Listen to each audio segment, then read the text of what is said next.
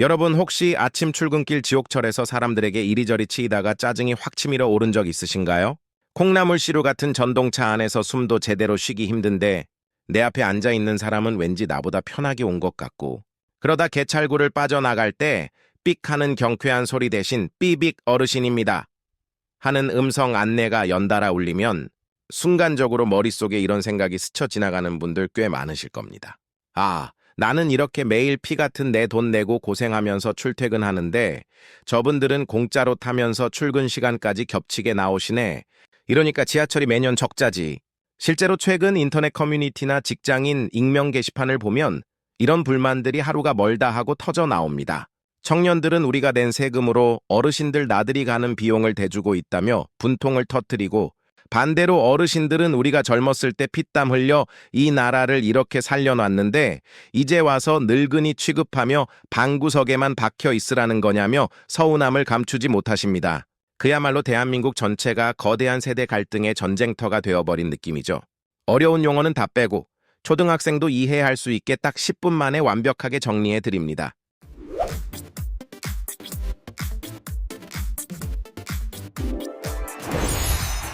자, 그렇다면 여기서 팩트체크부터 확실하게 하고 넘어가 보겠습니다. 현재 서울교통공사의 누적 적자는 무려 7조 3천억 원을 넘어섰습니다.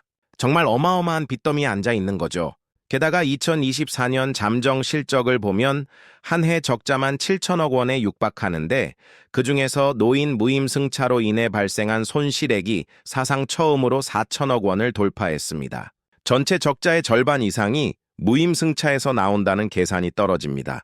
숫자만 놓고 보면 기가 막힙니다. 당장 이 통계만 보면은 지하철 파산의 주범은 누가 뭐래도 어르신들의 공짜표가 맞습니다.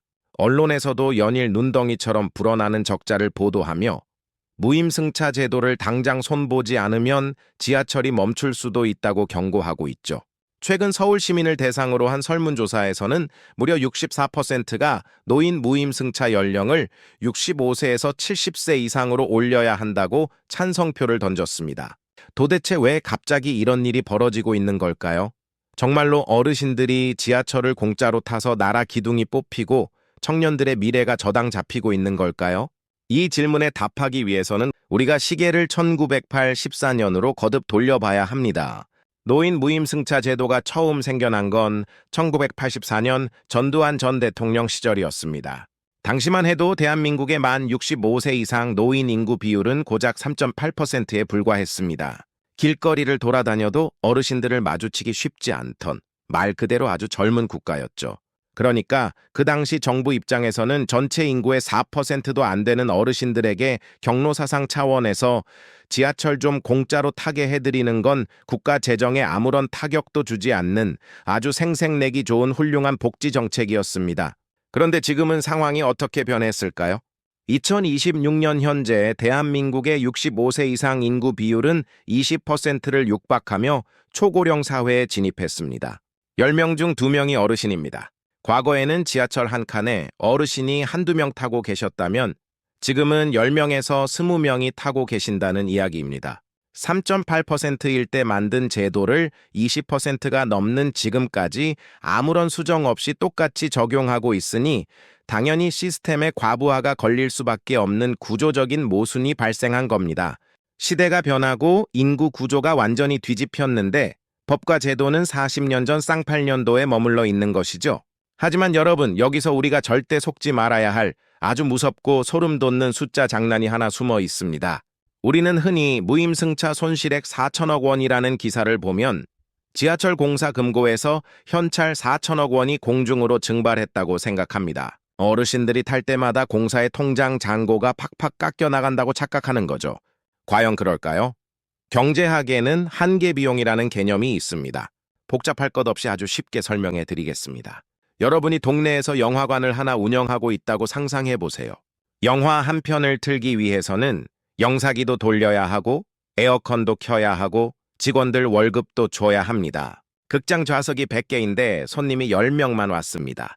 영화는 이미 시작됐고 필름은 돌아가고 있습니다. 이때 극장 문 밖에서 서성이는 동네 할아버지 10분을 극장 안 빈 자리에 무료로 앉게 해드렸다고 가정해 보겠습니다. 자, 극장 사장님인 여러분의 주머니에서 당장 생돈이 더 빠져나가나요? 영사기 전기세가 2배로 나오나요? 직원 월급을 더 줘야 하나요? 아닙니다. 어차피 틀어놓은 영화고 어차피 시원하게 돌아가는 에어컨입니다. 빈자리에 사람이 조금 더 앉는다고 해서 영화관을 운영하는 데 들어가는 실제 추가 비용은 0원에 가깝습니다. 돈을 낸 손님들이 꽉 차서 더 이상 표를 팔 수 없는데 무료 손님을 안 쳤다면 당연히 손해겠지만 빈자리가 널널한 평일 낮 시간대라면 이야기가 완전히 달라집니다. 지하철도 정확히 똑같습니다. 전동차는 승객이 10명이 타든 100명이 타든 똑같은 전기를 쓰고 똑같은 노선을 달립니다. 기관사님의 월급도 똑같습니다. 어르신 한 분이 지하철에 더 탄다고 해서 전기요금이 폭등하거나 열차 바퀴가 더 빨리 닳지 않습니다.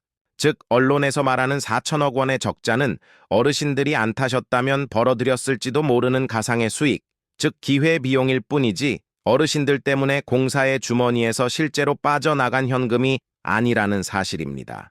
만약 내일부터 당장 노인 무임승차를 전면 폐지한다고 치겠습니다. 그럼 어르신들이 모두 죗값을 내고 지하철을 탈까요? 절대 아닙니다. 대부분은 돈이 아까워서 외출을 포기하시겠죠. 승객은 줄어들 텐데 전동차는 어제와 똑같이 달려야 합니다.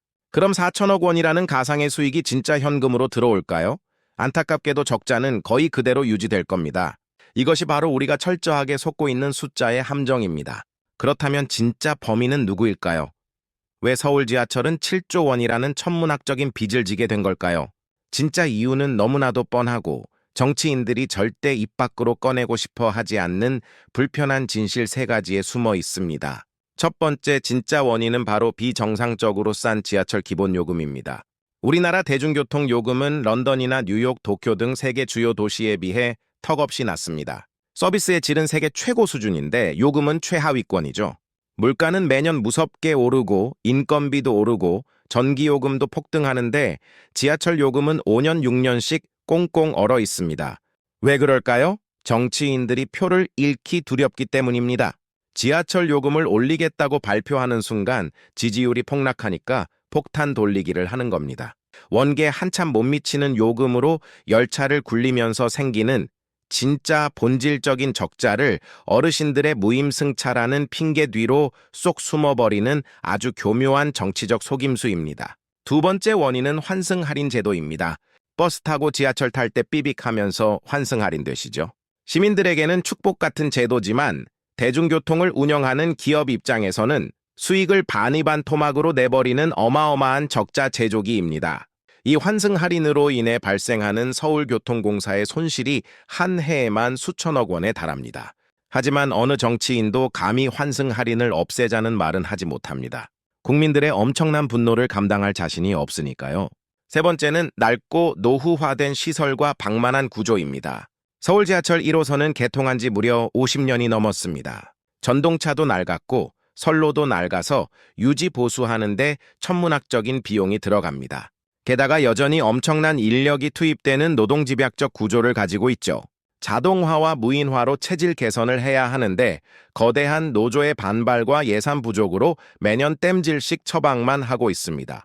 이런 구조적인 썩은 뿌리들을 도려낼 생각은 하지 않고 만만한 동네 어르신들을 적자의 주범으로 몰아쓰고 있는 것이 작금의 현실입니다. 더 나아가 우리가 절대 간과해서는 안 될 숨겨진 경제 효과가 있습니다. 만약 무임승차를 없애서 어르신들이 집 안에만 갇혀 지내신다면 어떤 일이 벌어질까요? 활동량이 줄어들면 우울증, 치매, 각종 만성 질환에 걸릴 확률이 기하급수적으로 높아집니다. 어르신들이 아프면 병원에 가셔야 하고 그 막대한 의료비는 결국 국민건강보험공단, 즉 우리 점 세대가 낸 세금으로 메워야 합니다. 실제로 여러 연구 결과에 따르면 노인들이 대중교통을 타고 무료로 돌아다니면서 얻게 되는 우울증 예방, 의료비 절감, 전통시장, 소비 촉진 등의 긍정적인 사회경제적 효과가 지하철 적자 4천억 원을 훌쩍 뛰어넘는 것으로 나타났습니다. 눈에 보이는 지하철 공사의 장부상 적자만 볼 것이 아니라 눈에 보이지 않는 국가 전체의 건강보험료 절감이라는 더 큰 그림을 봐야 한다는 뜻입니다. 자, 그렇다면 우리는 이 상황에서 어떻게 대처해야 할까요? 결론은 명확합니다. 정치권과 숫자의 장난에 놀아나 세대 간의 얼굴을 붉히고 싸우는 짓을 당장 멈춰야 합니다. 어르신들 때문에 내가 낸 요금이 오른다. 는 분노의 화살은 사실 엉뚱한 관역을 향하고 있습니다. 그 화살은 지하철 적자의 책임을 서로에게 떠넘기고 있는 중앙정부와 지방자치단체를 향해야 합니다. 현재 코레일이 운영하는 국철 구간의 무임승차 비용은 국가에서 보전해주면서 서울시나 부산시 같은 지자체가 운영하는 도시철도의 무임승차 비용은 정부가 나 몰라라 하고 있습니다. 국가가 지시해서 만든 복지 정책인데 그 계산서는 지자체와 시민들에게 떠넘기고 있는 꼴이죠. 우리는 정부를 향해 당당하게 요구해야 합니다. 국가 복지 비용은 국가 재정으로 책임지라고 말입니다. 또한 무조건적인 폐지나 현행 유지라는 극단적인 이분법에서 벗어나야 합니다. 출퇴근 혼잡 시간대에는 무임승차를 제한하여 청년들의 불편을 덜어주거나 나이와 소득 수준에 따라 교통 바우처를 차등 지급하는 방식 등 훨씬 더 합리적이고 세련된 대안들을 논의할 때입니다. 청년들의 팍팍한 삶도 어르신들의 외로운 삶도 모두 우리 사회가 보듬어야 할 현실입니다. 지하철은 누군가를 탓하기 위한 공간이 아니라 우리 모두를 다음 목적지로 데려다주는 연결의 공간이어야 합니다. 가짜뉴스에 선동되지 마시고 숫자의 이면에 숨겨진 진짜 진실을 꿰뚫어 보는 현명한 시청자 여러분이 되시기를 바랍니다. 이 영상이 유익하셨다면 구독과 좋아요 잊지 마시고 여러분의 생각은 어떠신지 댓글로 자유롭게 남겨주세요. 다음에도 더 날카롭고 시원한 분석으로 찾아오겠습니다.